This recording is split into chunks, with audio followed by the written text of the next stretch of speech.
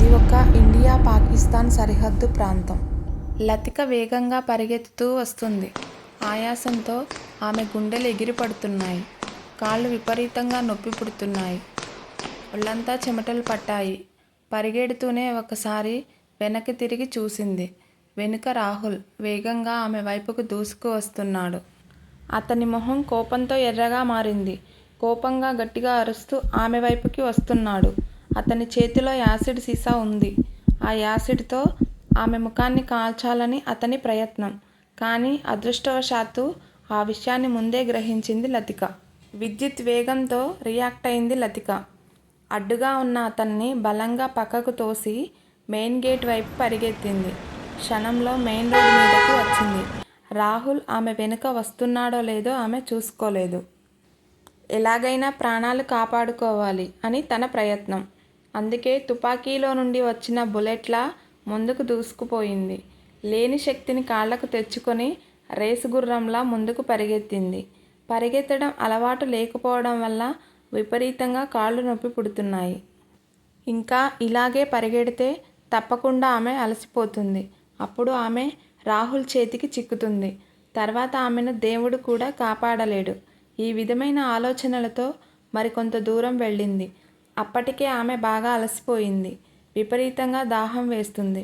బ్యాగులో water bottle ఉంది. కానీ దాన్ని తీసి తాగే సమయం లేదు ఆమెకు. దాక్కోవడానికి ఏదైనా స్థలం ఉందా లేదా చుట్టూ చూసింది. ఎదురుగా అవతలి వైపు మెయిన్ రోడ్డు మీద విశాలమైన కంచె కనిపించింది. ఆ కంచె ఇనుప తీగలతో నిర్మించబడింది. మామూలుగా అయితే ఆ కంచెకు దారి చేయడం చాలా కష్టం అవుతుంది. కానీ లతిక అదృష్టవంతురాలు. కంచెకు ఎవరో లోపలికి వెళ్ళడానికి మనిషి పట్టేంత దారి చేశారు. కంచె అవతలి వైపు చిన్న గుహ ఉంది. అది సహజంగా ఏర్పడిన గుహ. మనుషులు నిర్మించినది కాదు. ఆ గుహలో ఏముందో ఎవరికీ తెలియదు. ఈ విషయం గురించి లతిక ఆలోచించలేదు. ఆ గుహ చూడగానే ఆమె కళ్ళు మెరిశాయి. ఇంకేం ఆలోచించకుండా రోడ్డు క్రాస్ చేసి అవతలి వైపుకు చేరుకుంది. కంచెలో ఉన్న దారి గుండా ఆ గుహ దగ్గరికి వెళ్ళింది. ఎందుకైనా మంచిదని ఒకసారి అటూ ఇటూ చూసింది. చుట్టుపక్కల ఎవరూ కనిపించలేదు. భయపడుతూనే ఆ గుహలోకి వెళ్ళింది. టైం ఎంతయిందో తెలియదు. కానీ బయట విపరీతంగా వేడిగా ఉంది. సూర్యుడు తన ప్రతాపాన్ని పూర్తిగా చూపిస్తున్నాడు. పైగా వేడిగాలులు కూడా వీస్తున్నాయి. గుహ లోపలికి వచ్చిన లతిక నేల మీద కూర్చుంది. లోపల చాలా చల్లగా ఏసీలో కూర్చున్నట్లుగా ఉంది. బ్యాగు తీసి నేల మీద పెట్టింది. ఫోన్ కూడా పక్కన పెట్టింది. ఆమెను తరుముకుంటూ వచ్చిన రాహుల్ ఆ కంచె దగ్గరే ఆగిపోయాడు. అప్పటి వరకు కోపంగా ఉన్న మొహం ప్రసన్నంగా మారింది. లతిక గుహలోకి వెళ్ళడం అతను చూశాడు. ఆమె అతని చేతికి దొరకలేదని బాధపడలేదు. పైగా ఆ గుహలోనికి వెళ్ళినందుకు సంతోషించాడు. కారణం లతిక దాక్కున్న చోటు. అది ఇండియాకి చెందిన స్థలం కాదు, పాకిస్తాన్కి సంబంధించినది. అందుకే దాదాపు 25 మైళ్ళ చుట్టూ ఆ కంచెను ఏర్పాటు చేశారు. ఆ కంచె దాటి ఎవరూ లోపలికి వెళ్ళడానికి వీలు లేదు. వెళితే బయటికి తిరిగి రారు. తిరిగి వస్తే శవం రూపంలో వస్తారు. ఆ విషయం అక్కడ ఉన్న వాళ్ళందరికీ తెలుసు. నిజానికి ఈ విషయం లతికకి కూడా తెలుసు. కానీ కంగారులో భయంలో ఆ విషయం మర్చిపోయింది. పెనం మీద నుంచి తప్పించుకోవాలని నిప్పుల కుంపటిలోనికి వెళ్ళింది. ఆ సంగతి ఆమెకి ఆ సమయంలో గుర్తుకు రాలేదు. అందుకే రాహుల్ లోపలికి వెళ్ళలేదు. కొన్ని క్షణాల పాటు బయట ఉండిపోయాడు. చేతిలో ఉన్న యాసిడ్ నేలపై విసిరేశాడు. అక్కడి నుండి వెళ్ళిపోయాడు. రాహుల్ ఇంకా బయటే ఉన్నాడు అనుకుంటుంది లతిక. అందుకే అక్కడ నుండి బయటికి కదల్లేదు. ఈజిప్ట్ మమ్మీలా కళ్ళు మూసుకొని కూర్చుంది.